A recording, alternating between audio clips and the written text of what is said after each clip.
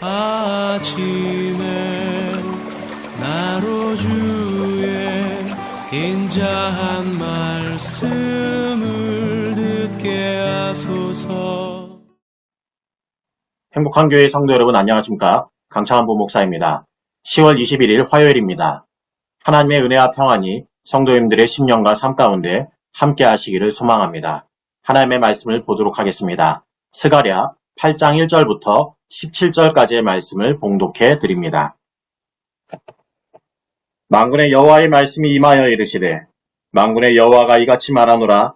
내가 시온을 위하여 크게 질투하며 그를 위하여 크게 분노함으로 질투하노라. 여호와가 이같이 말하노라. 내가 시온에 돌아와 예루살렘 가운데에 거하리니 예루살렘은 진리의 성읍이라 일컫겠고 만군의 여호와의 산은 성산이라 일컫게 되리라. 만군의 여호와가 이같이 말하노라. 예루살렘 길거리에 늙은 남자들과 늙은 여자들이 다시 앉을 것이라. 다 나이가 많으므로 저마다 손에 지팡이를 잡을 것이요. 그 성읍 거리에 소년과 소녀들이 가득하여 거기에서 뛰놀리라. 만군의 여호와가 이같이 말하노라. 이 일이 그날의 남은 백성의 눈에는 기이하려니와 내 눈에 어찌 기이하겠느냐. 만군의 여호와의 말이니라. 만군의 여호와가 이같이 말하노라.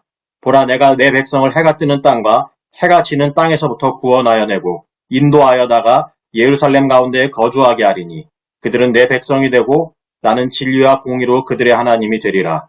만군의 여호와가 이같이 말하노라. 만군의 여호와의 집 곧 성전을 건축하려고 그 지대를 쌓던 날에 있었던 선지자들의 입의 말을 이날에 듣는 너희는 손을 견고히 할지어다.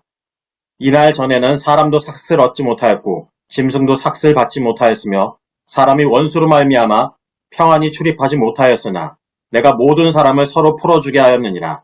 만군의 여호와의 말씀이니라. 이제는 내가 이 남은 백성을 대하기를 옛날과 같이 아니할 것인즉 곧 평강의 씨앗을 얻을 것이라. 포도나무가 열매를 맺으며 땅이 산물을 내며 하늘은 이슬을 내리리니 내가 이 남은 백성으로 이 모든 것을 누리게 하리라.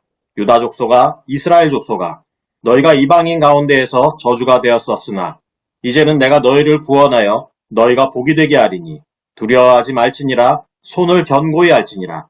만군의 여호와가 이같이 말하노라. 너희 조상들이 나를 경노하게 하였을 때 내가 그들에게 재앙을 내리기로 뜻하고 뉘우치지 아니하였으나 이제 내가 다시 예루살렘과 유다 족속에게 은혜를 베풀기로 뜻하였나니 너희는 두려워하지 말지니라. 내가 행할 일은 이러하니라. 너희는 이웃과 더불어 진리를 말하며 너희 성문에서 진실하고 화평한 재판을 베풀고 마음에 서로 해하기를 도모하지 말며 거짓 맹세를 좋아하지 말라. 이 모든 일은 내가 미워하는 것이니라. 여호와의 말이니라. 아멘. 우리가 어제 나누었던 스가랴 7장은 베델에서 온 사람들의 금식에 관한 질문과 그 질문에 대한 스가랴의 답변으로 그 내용이 구성되어 있습니다. 그러면서 하나님의 말씀에 대한 이스라엘 백성들의 불순종으로 인해 하나님의 심판이 하나님의 성읍 예루살렘에 임하여 그 땅이 황폐하게 되었다는 말씀으로 그 내용이 마무리됩니다. 하나님의 백성, 이스라엘의 불순종과 그것에 대한 하나님의 심판이 임하여 예루살렘이 황폐하게 된 것에서 이야기가 끝나버린다면 거기엔 아무런 소망이 없을 것입니다. 그러나 하나님은 당신께서 택하신 이스라엘을 영원히 버리지 않으셨습니다. 여전히 그들을 사랑하셨기 때문입니다. 이러한 하나님의 마음을 잘 나타내는 표현이 있는데 그것은 오늘 본문 2절에 기록된 질투라는 말입니다. 사전에서는 질투를 부부 사이나 사랑하는 이성 사이에서 상대되는 이성이 다른 이성을 좋아할 경우에 지나치게 시기함이라고 정의하고 있습니다. 그러나 오늘 본문에서 이야기하는 질투는 대상을 향한 열심 또는 열정을 의미합니다. 즉, 이것은 배타적인 사랑을 말합니다. 하나님께서 범죄한 이스라엘에게 터뜨리신 분노가 컸던 것은 역으로 하나님이 그들을 얼마나 사랑하시는지 그리고 그들에 대하여 얼마나 뜨거운 열정과 열의를 갖고 계시는지를 나타내는 것이라 할 수 있습니다. 범죄한 그들을 심판하시면서도 여전히 그들을 사랑하신 하나님은 그 사랑으로 그들을 다시금 회복시키려 하십니다. 그 회복의 시작은 하나님께서 시온에 돌아와 예루살렘 가운데 거하시는 것이었습니다.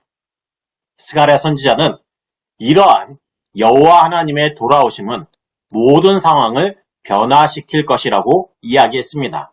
먼저 예루살렘은 하나님께 버림받은 도시에서 다시금 진리의 성읍, 거룩한 산의 지위를 회복하게 되고 다시 그 성읍 길거리에 남녀노소가 모여 활발하게 활동하게 될 것입니다. 또 하나님의 백성을 온 세계 가운데서 구원하여 불러 모으시고 죄로 인해 상실되었던 하나님과의 언약 관계를 다시금 회복시킬 것입니다.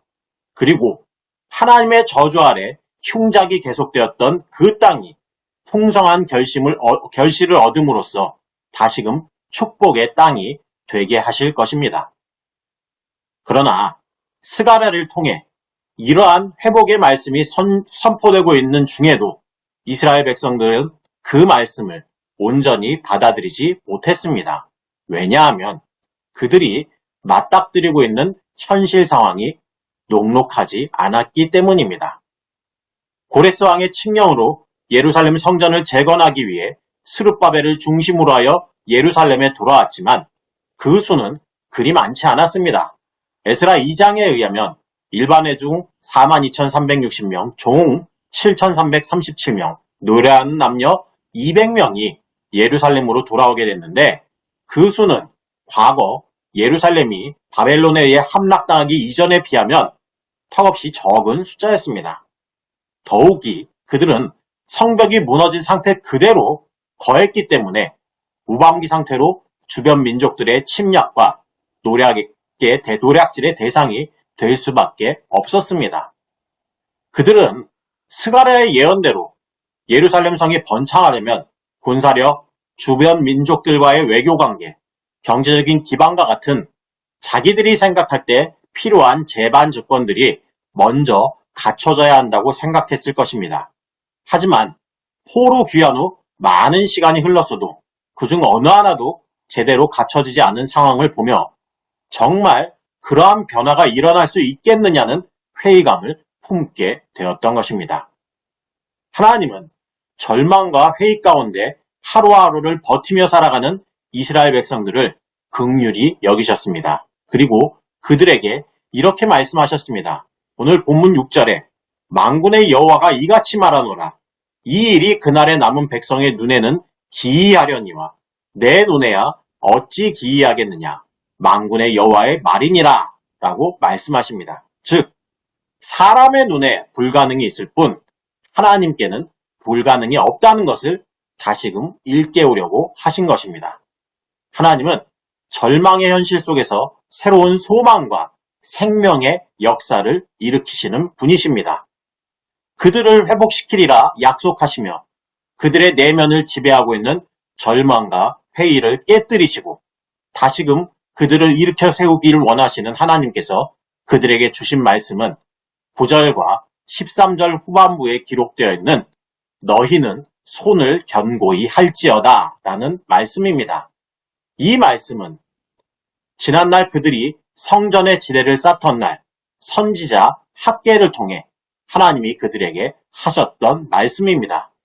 주전 520년경 성전 재건을 위한 지대를 쌓던 날은 민족의 회복과 부흥의 기대가 가득했던 의미 있는 날이었습니다. 아마도 지금 스가랴의 예언의 말씀을 듣고 있는 사람들 대부분은 지난날 학개 선지자의 이야기를 기억하고 있었을 것입니다. 스가랴는 학개 선지자가 외쳤던 그 메시지를 다시금 그들에게 들려줌으로써 그들을 회복시키실 하나님을 믿고 신뢰하는 가운데 상황의 문제들로 인해 중단된 성전 재건의 역사를 다시금 시작하라고 요청했던 것입니다. 포로에서 귀환한 당시 이스라엘 백성들의 문제는 그들이 처해 있는 상황과 환경에 있는 것이 아니었습니다. 하나님을 믿지 못하고 상황 때문에 주저앉아버린 채 도무지 하나님을 믿지 못하는 마음과 공동체의 분열에 문제가 있었습니다.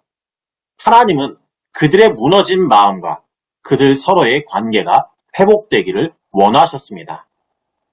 스가랴 선지자는 본문 16절과 17절에서 너희는 이웃과 더불어 진리를 말하며 너희 성문에서 진실하고 화평한 재판을 베풀고 마음에 서로 해하기를 도모하지 말며 거짓 맹세를 좋아하지 말라라고 이야기합니다. 여기서 이웃과 더불어 진리를 말하는 것, 성문에서 진실하고 화평한 재판을 베풀라는 것은 모두 진실과 관련된 실천입니다. 한 사회를 건강하게 유지하는 데 있어서 가장 필요한 의식의 근간은 바로 이러한 진실입니다. 진실이라는 말은 법정에서 있어야 할 가장 중요한 덕목에 속합니다. 진실 없는 정의, 진실 없는 공의는 성립될 수 없고 공의 없는 사회는 서로를 온전히 신뢰할 수 없게 만듭니다. 그러한 불신 가운데 세워진 화평은 거짓될 수밖에 없는 것입니다. 하나님은 그들에게 진리와 정의, 사랑과 평화로 세워진 새로운 공동체를 기대하셨습니다. 바로 이것이 하나님께서 절망 속에서 일으키신 새 일의 완성이었습니다. 오늘 말씀은 하나님이 진정으로 회복시키시고자 했던 것은 바로 이들의 마음이었음을 결론적으로 이야기하고 있습니다. 오늘 우리도 스가랴 시대의 백성들처럼 현실의 무너짐을 경험하기도 합니다. 가정이, 교회가, 사회가, 또 세상이 기대한 것만큼 변화되지 않는 것을 보면서 하나님의 역사는 더 이상 없는 것 같다라는 회의감에 빠져들 수도 있을 것입니다. 그러나 지난날 이스라엘 백성들의 마음을 새롭게 하셨던 하나님은 오늘도 우리 가운데 드려진 절망과 회의를 넘어 믿음으로 나아가게 하십니다. 그러므로 우리는 다시금 믿음으로 일어나 절망 대신 소망을, 회의 대신 믿음의 눈을, 무기력한 손 대신 강한 손으로 하나님을 붙잡아야 합니다. 그럴 때 하나님의 약속하신 화평의 씨앗이 우리의 심령과 삶 속에 자라 열매 맺는 복을 경험하게 될 것입니다. 이러한 은혜를 누리는 믿음의 사람들 다 되시기를 바라겠습니다. 기도하시겠습니다. 사랑의 하나님 아버지, 하나님 앞에서 범한 죄악으로 인해 하나님의 심판을 받아 무너진 예루살렘이었지만 변하지 않는 사랑으로 다시금 예루살렘을 회복시키시고 그곳을 하나님의 백성으로 채우시리라 약속하신 하나님의 은혜를 봅니다. 그 하나님께서 우리의 무너진 삶의 부분들을 다시금 보수하시고 온전히 세우실 것을 믿고 기대케 하시니 감사합니다. 우리가 원하는 때 우리가 원하는 방식으로 하나님께서 일하시지 않는다는 이유로 낙심하거나 회의감에 빠지는 어리석음을 범하지 않게 하여 주옵소서. 하나님이 뜻하시면 반드시 그 뜻을 이루시는 그 능력을 믿음으로 하나님이 우리 가운데 이루어 가시는 놀라운 역사를 경험하게 하여 주옵소서. 무엇보다 우리의 마음이 하나님의 은혜 안에서 새로워짐으로 하나님의 진리와 정의, 사랑과 평화가 우리의 마음과 삶 가운데 나타나게 하여 주옵소서. 오늘도 허락된 하루를 시작합니다. 하루를 보낼 때 하나님의 은혜 안에 거하게 하시고 죄의 유혹을 이기고 말씀 안에서 승리하는 복된 날 되게 하여 주옵소서. 감사드리며 우리 주 예수님의 이름으로 기도드립니다. 아멘. 빛나는 왕의 왕 영광의 주님 온 땅 기뻐하라 온 땅 기뻐하라 광채의 옷 입고 어두운 물리쳐 저 원수는 떠내 저 원수는 떠내 위대하신 주 찬양의 위대하신 주 모두 알게 되리라 위대하신 주